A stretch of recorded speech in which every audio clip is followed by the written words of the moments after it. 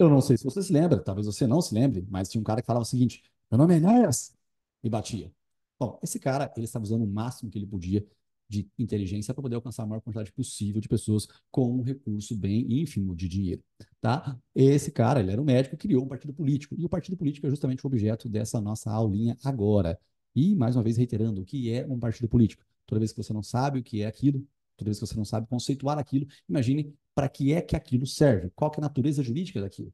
No nosso caso, aqui no Brasil, os partidos políticos servem para que você tenha condições de concorrer às eleições, para que você possa vir a ser um vereador, um deputado estadual, federal, distrital, senador, governador, presidente ou prefeito, certo? Então, o partido político ele tem o monopólio das candidaturas. Você precisa registrar a sua candidatura no partido político e depois você vai concorrer às eleições, correto?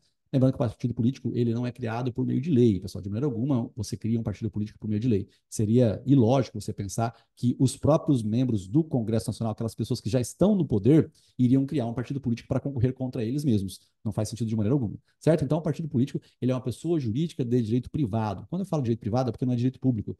Não é ramo público, é um ramo privado. Não recebe dinheiro estrangeiro, detém, logicamente, o monopólio das candidaturas e é bem difícil você montar um partido político porque você precisa ali de pelo menos 101 fundadores dividido em um terço dos estados da federação. E depois disso, né, você registra no Registro Civil de Pessoas Jurídicas, vai depois lá para o TSE e tem também que conseguir a sua capacidade em si. Bom, rapidinho aqui, só para a gente visualizar, mais uma vez, o partido político ele é uma pessoa jurídica privado. É uma associação de cunho político que ele busca realizar o programa de governo. Tá? Cada partido político tem uma ideologia e essa ideologia ela vai ser aplicada para fins de governar o país. Isso aqui representa a soberania popular, né? Você cria um partido político, mostra a sua ideologia, a sua vontade de governo. Isso é justamente a força da democracia. Não vivemos numa monarquia, e sim uma democracia. Tá? É importante que não se equipare as atividades paraestatais. Lembrando que paraestatal é SESC, SEBRAE, SENAI, o sistema S, assim como as OCIPs, que você, uma pessoa jurídica do privado, se você cumprir alguns requisitos, o Estado é obrigado, né? Existe um termo de parceria, que é um ato vinculado do poder para que você se torne uma OCIP. Depois, é possível que alguém se torne uma OS também. Seja como for, os partidos políticos eles não são, né, a entidade paraestatal. Eles também não podem se tornar OCIPs e nem OS, tá? Isso aqui é muito importante também. Detém o monopólio da candidatura, né? Você precisa realmente participar de um partido político para que você possa concorrer às eleições. Obviamente que realiza mandado de segurança, né, mandado de injunção, que são remédios constitucionais, tá? E não recebe verba de dinheiro estrangeiro, não recebe financiamento estrangeiro, tá? Então, essa é aqui a lógica que nós temos dos partidos políticos, tá bom? Gente, partido político para ser criado, mais uma vez reiterando, né? 101 fundadores, dividido pelo menos um terço dos estados da federação. Os partidos políticos, dizendo aqui mais uma vez reiterando, eles vão fazer o seu registro no Registro Civil de Pessoas Jurídicas, tem personalidade jurídica, 101 fundadores, dividido em um terço dos estados da federação, depois registra no TSE, né, para adquirir a sua capacidade política. A conta da capacidade política, pessoal, você não tem que aprender a fazer, mas é o apoio, né, de pessoas que não são filiadas de 0,5% nos cálculos, né, dos votos válidos das eleições que vieram a ocorrer.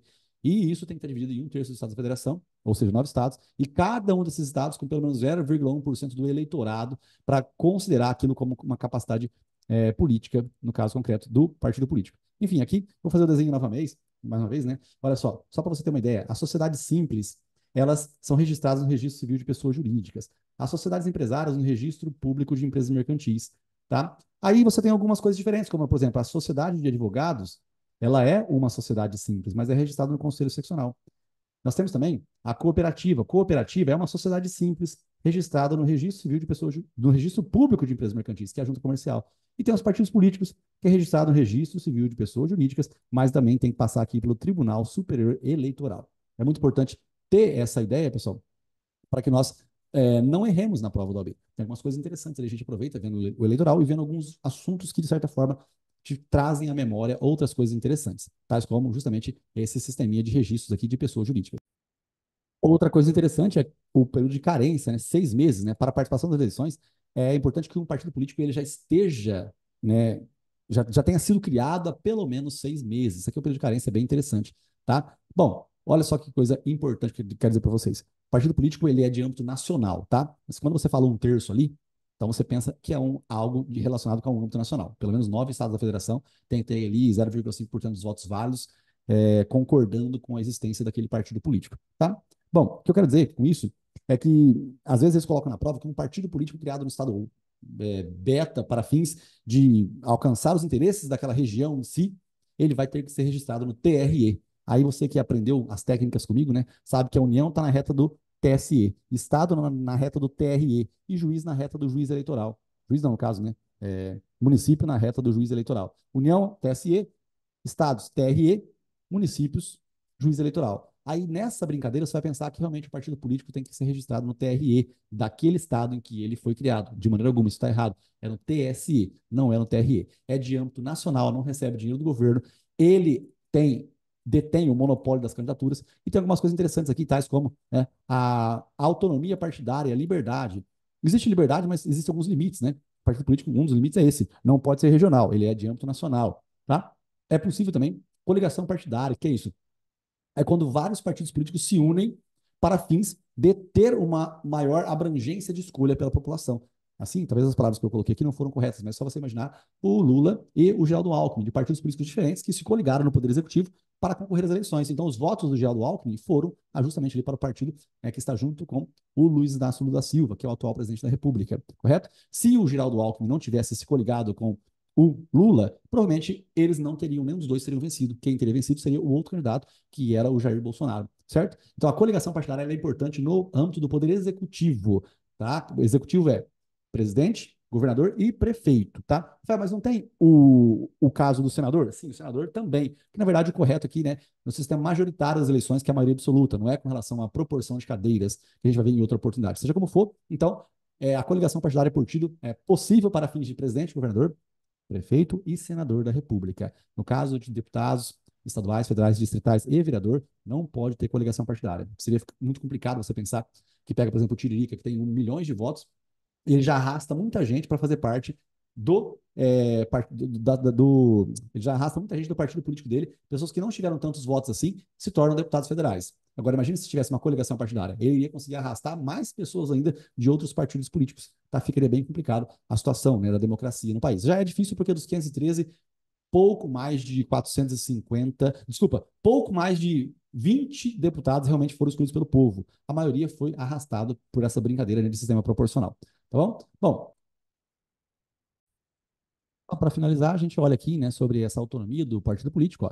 É livre criação, fusão, incorporação e extinção dos partidos políticos, resguardada a soberania nacional, o regime democrático, o pluripartidarismo político, os direitos fundamentais da pessoa humana, observados os seguintes preceitos: caráter nacional, prestação de contas à justiça eleitoral, funcionamento parlamentar de acordo com a lei e proibição de receber recursos de governo estrangeiro, né?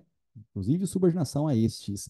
Aí aqui também temos, ó, é assegurado aos partidos políticos a autonomia para definir sua estrutura interna, estabelecer suas regras sobre escolha, formação, duração de seus órgãos permanentes provisórios, sobre sua organização e funcionamento e para adotar os critérios de escolha do regime de suas coligações nas eleições majoritárias, ou na majoritária. Vedado é proibido sua celebração nas proporcionais. Beleza? Bom, gente, aqui é interessante também que é sem obrigatoriedade de vinculação entre candidaturas no âmbito nacional, estadual, distrital ou municipal. O que eu quero dizer com isso? O partido político A e B se coligaram para fins da votação no âmbito federal, do presidente da República.